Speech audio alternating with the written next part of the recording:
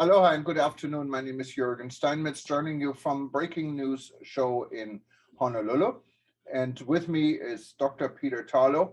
He's actually currently in Washington, D.C. Peter, we always start with the weather, and if I'm looking outside, it's cloudy here, but it's nice and warm. People are at the beach. It's not raining. How's everything in Washington, D.C.? It's been a terrible few days here. It's cold, it's rainy. If you are used to Fahrenheit, the temperature hasn't gotten much above 50 degrees. If you are in the world of Celsius, that's probably about 10 degrees Celsius. When it's not rainy, it's very cloudy and misty. But the last 3 days and all day tomorrow, which is Mother's Day, it's also going to be raining. So this is really hard for tourists on the mall, because this is the end here of cherry blossom season, which is a big deal in Washington. But it's been so cold and windy and rainy that most of the cherry blossoms are on the ground rather than on the trees. So this has been we need a little bit of warming here. People are really asking, when are we going to get some global warming? Because it's really necessary. Right now we have global freezing. Well, how's the situation since you are in Washington, in our nation's capital? How do you see, is tourism increasing around? Do you see a lot besides, of course, you have always an international crowd? Yes, you do. Well, and by the way, if my face goes in and out a little bit, it's because I'm sitting in a chair while I'm babysitting with grandchildren. But you're not seeing many people on the mall right now. But that doesn't mean they're not here. It just means that because the weather's been so crummy, most people don't want to be outside. So there's no way really to know how many people are in the hotels. The plane coming in on, I came in on May 3rd, and the plane was pretty full. High season starts Memorial Day.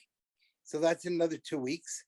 And normally the mall, which is the big park between the Capitol and the Lincoln Memorial, is filled with people and that's where the Smithsonian is and all the big museums. But we'll have to see how it goes. They've finally gone past COVID, or at least COVID for now. You do have to make an appointment, however, to go to the Smithsonian. You could just walk in. It's still for free, but you have to get a set time when you're going. So they're trying to limit the number of people who can attend a museum at any time. So hopefully the weather will get better. Summer is bound to come eventually. But right now, you're not seeing a lot of people on the streets or in the Potomac or in any of the Alexandria or all the wonderful tourism spots that they have in Washington, because it's too cold and rainy to be outside. And Peter, interesting subject, changing the subject a little bit. You've been approached by NASA, I believe, in regard to out of space travel or Martian travel security. How much weirder can it get? Tell me a little bit about it. Yeah, well, actually, I approached them. They didn't approach me. Okay.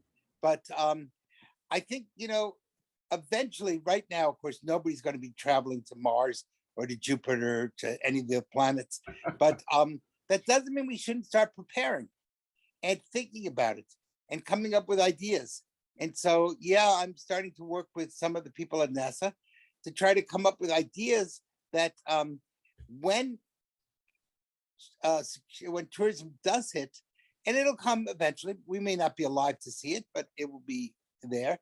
We will at least have plans, and people in the 23rd or 24th century will know that we in the 21st century, we're not just crazy when it comes to COVID and to the masks and all the other silly things we did, but instead they'll know that we actually did some serious thinking and left them some plans, and then they can modify those plans.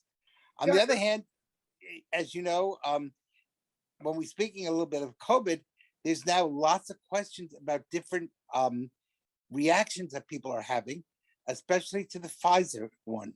And so we don't know quite what's going on. As you know, their children are being having some real problems that are now coming through. And I believe Johnson & Johnson has had some problems now that they're talking about. And so, these were emergencies and we had to do it at the time, but we're now discovering that possibly, and I want to say possibly, there may be some adverse reactions to some of those, some of the vaccinations, of which I took also. I mean, so I'm not, but we may discover over the next year that there may be some real medical problems that develop. Well, let's hope not. But I think we had enough of this for a while. But of course, Yes, we need to monitor it. And yes, yes, I think Johnson and Johnson was kind of ousted, can no longer be used for vaccine. that's right, right, yes. Yeah, but there's some other issues that people are starting to see all sorts of secondary and tertiary negative effects that are coming from some of the vaccines. Not with everybody, I want to make that really clear, but some people are having it. So the general idea of vaccinating everyone may not have been the smartest move. But again, But what kind we of didn't know side about it. effects have you heard people are having? Pardon? What size There- of Well, we're discovering that there's been problems with children having kidney failure, if I'm not mistaken. And that we have a large number of children now, it's been in all the news about kids being sent to hospitals. We're discovering that problems of blood clots, especially among adults, and thrombosis, and especially people took the Pfizer vaccine, and that they don't see it at first, and then all of a sudden it's there. There have been other problems that are starting to throw that people are having problems dealing with issues of antibiotics, and that they're not necessarily working the way they should. We don't know if this is 100%. I mean, a lot of these are now theories. What it's saying is medicine is not a pure science. Medicine is both an art and a science. And some of the things, sometimes we solve one problem and we create another problem. So we'll know about this in another while. I did want to make it clear, I did believe in the vaccines. I have had my 4th shot.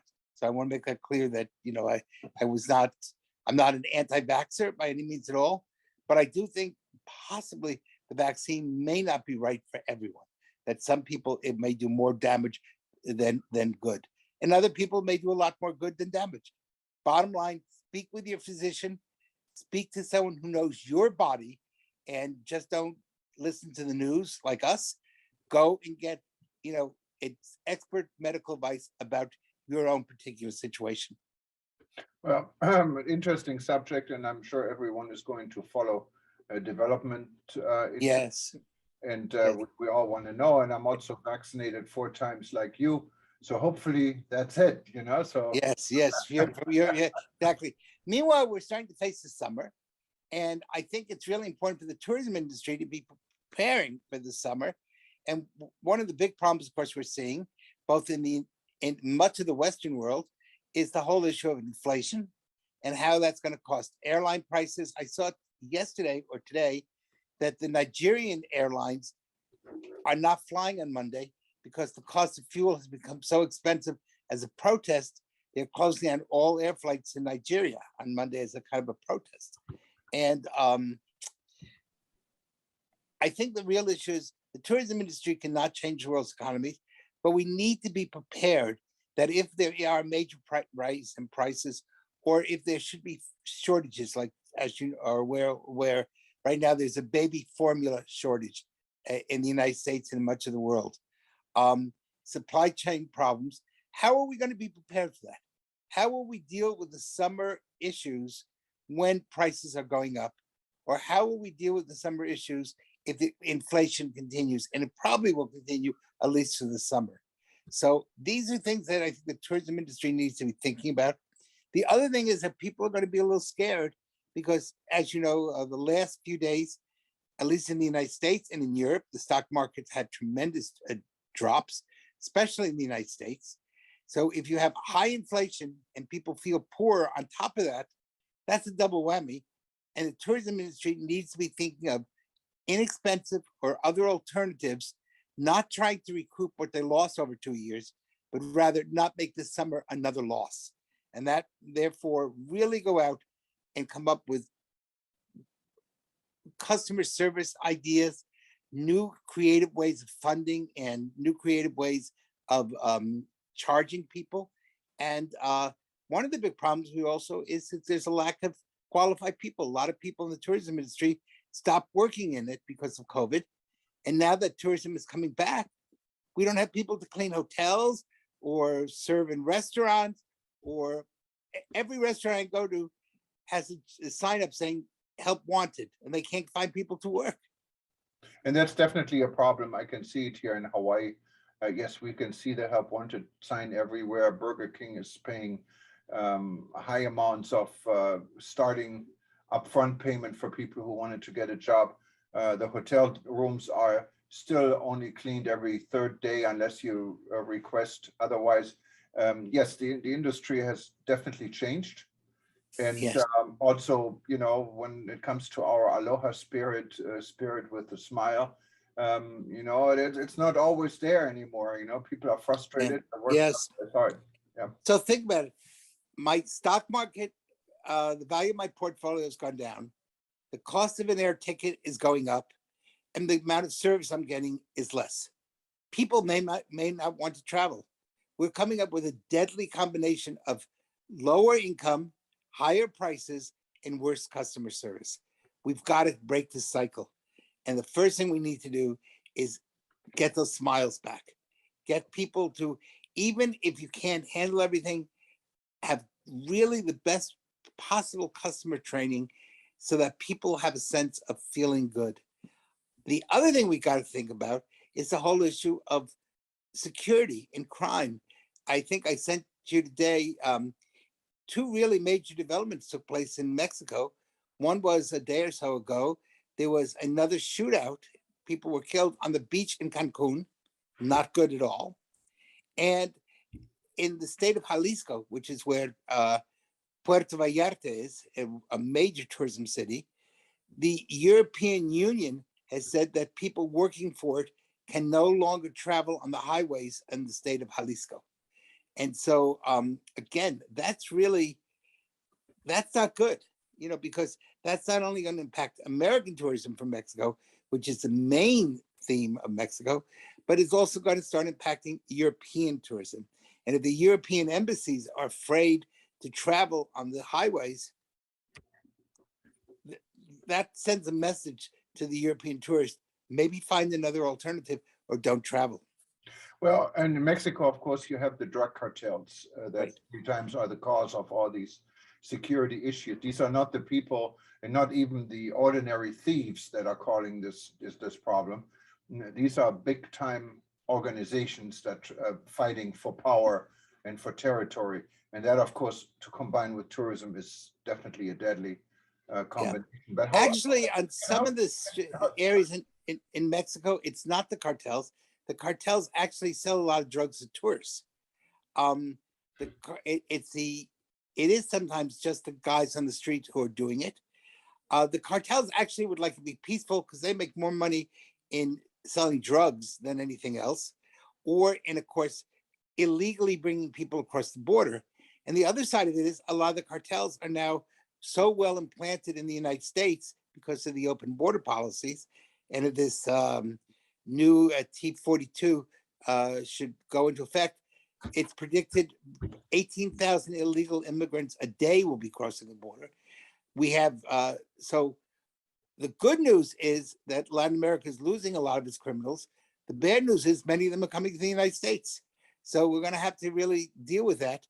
But it's a real problem, but that we never had crime in the tourism areas before because they were afraid of losing the goose that lays the golden egg. And now we've had shootouts in Acapulco, twice in Cancun, and Playa de Carmen, which is a famous tourism spot.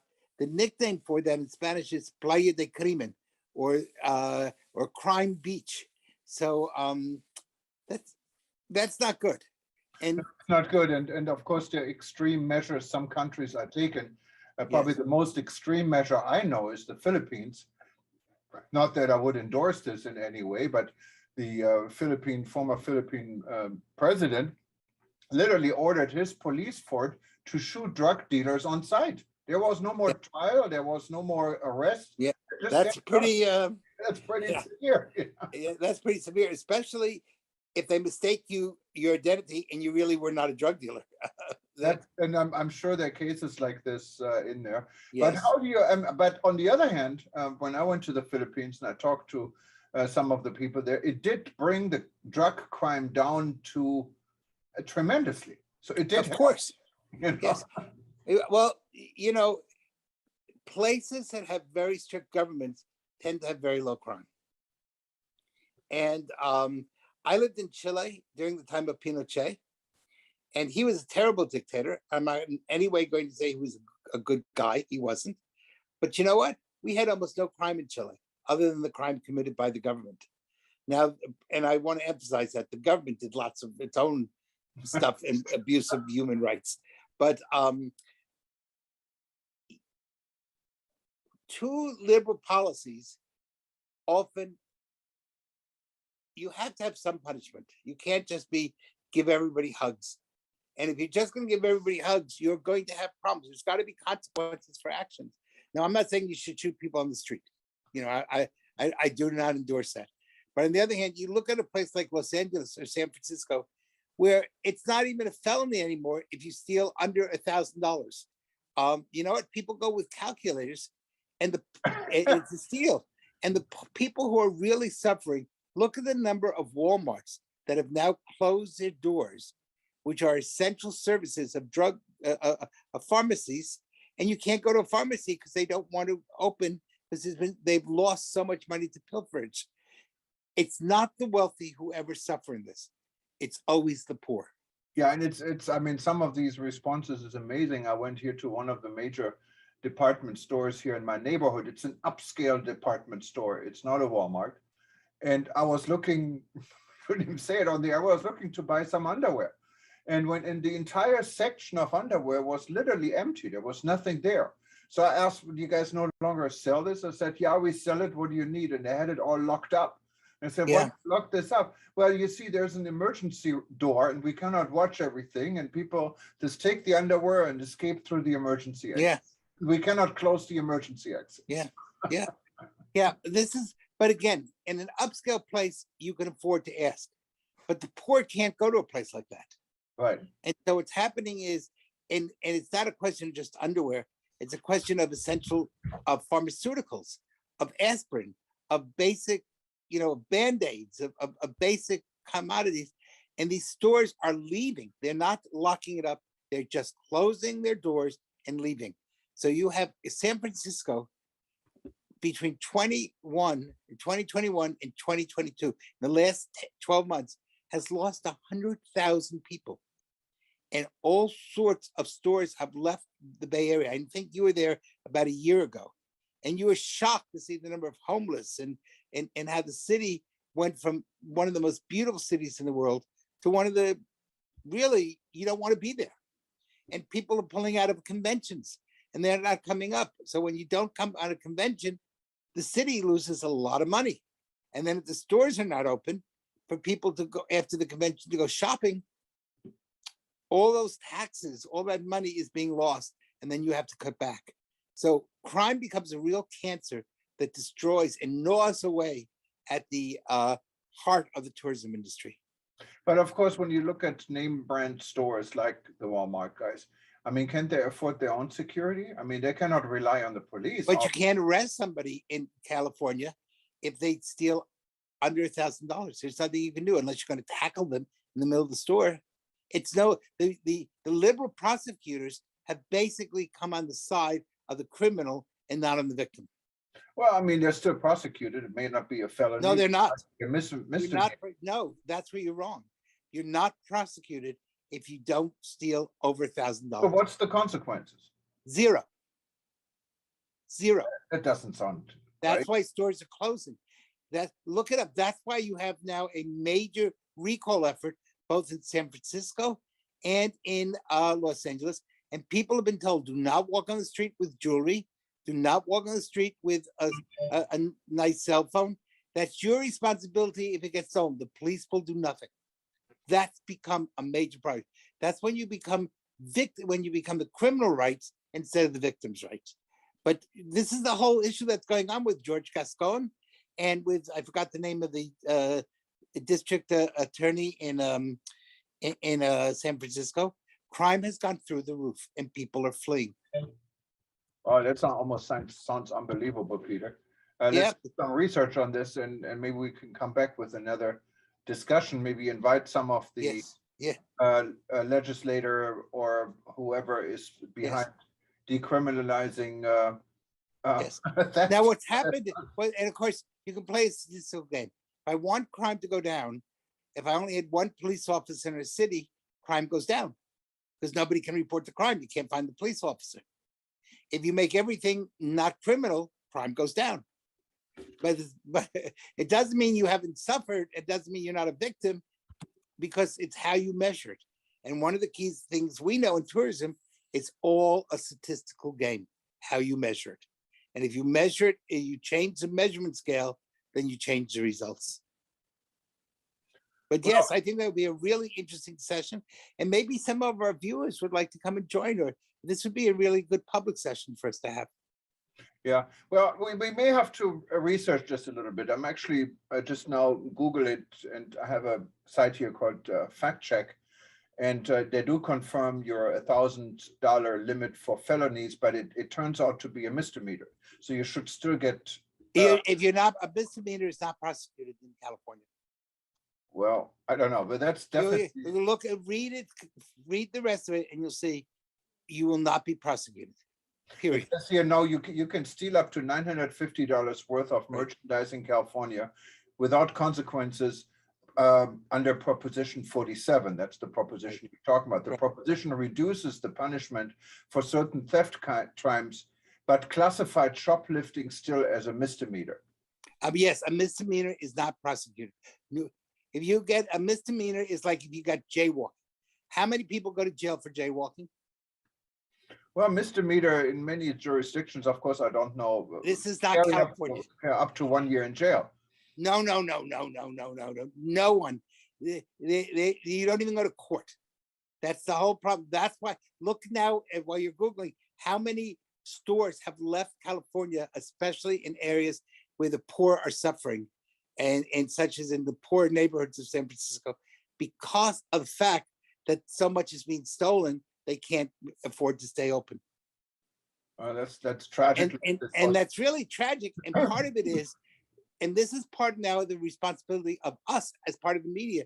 Why are we not speaking more about this? Why are you shouldn't be just Googling at the last moment.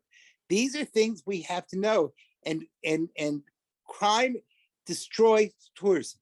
I cannot say that enough. If you have a world where you have people are not afraid and there are no consequences to actions, there will be no tourism.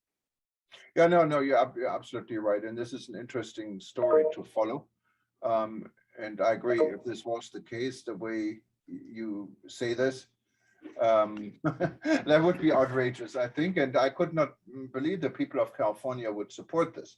Because of course, not everyone is a criminal in California. So No. But there was, first of all, most people don't pay attention to elections for district attorneys. Secondly, most people in California is pretty much a one-party state like Hawaii. And whoever gets the nomination, that's it. Most people don't do any more exploring than that. So there's lots of problems. By the way, it's not only California. You're seeing the same problem in Philadelphia. You're seeing the same problem in New York now. You're seeing the same problem certainly in Chicago, where murder is almost a weekend experience. And now there, you've had police, as you saw, well, you were actually in the Philippines, but there was liberal newspaper reporters were already questioning the mayor and how she could dare run again for re-election as cops are being shot on the Magic Mile. Well, it's a crazy world. I mean, nothing seems to be the way it was, and it's fast moving, and maybe it's not moving in the right direction. So let's hope we can get things, some people will help to get things back on track. But Peter, this was an interesting discussion. Yes. More, and we should actually add some guests to it and see if we can make it even more interactive. And I know you're with your grandchildren in Washington, D.C., so and I'm going to hope it's going to rain so you can spend some time with them, Yes, and by the way, to anyone in the United States, I know in much of Europe, no, that's not true. Most of Europe is also, tomorrow's celebrating Mother's Day. So and if you are in a country that's celebrating Mother's Day tomorrow, happy Mother's Day. Yes, happy Mother's Day to everyone who's watching and has mothers. Enjoy your day. Let's do hope the weather is going to get nicer wherever you Thank are. you. And Thank you. if you wanted to watch this show, it's going to repeat every 2 hours for the next 24 hours. And then after this, just go or anytime go to breakingnewsshow.com. And you can find this and many other events. We did many with Peter and myself, and you can listen to us and many of our guests anytime you want. If you forget the name breakingnewsshow.com, just go to eTurbo News, click on the links, or go to our YouTube channel. We also have everything filed on YouTube. We're at youtube.com/travel news group. For anyone else, enjoy your weekend, and we hope we talk to you again very soon. And follow the news on eTurbo News. We're going to be there for you 24/7, and we're watching the world. Thank you. All right. Peter. Take Have care. a good night. Enjoy the weather in Hawaii. It's a lot better than in Washington, D.C. right now. Well, I can see the sun is actually coming through right now. So Good. maybe it's Well, a good you know time to go downstairs. Go get some sun for me. Thank you. All right. Bye. Take care, Peter. Bye-bye.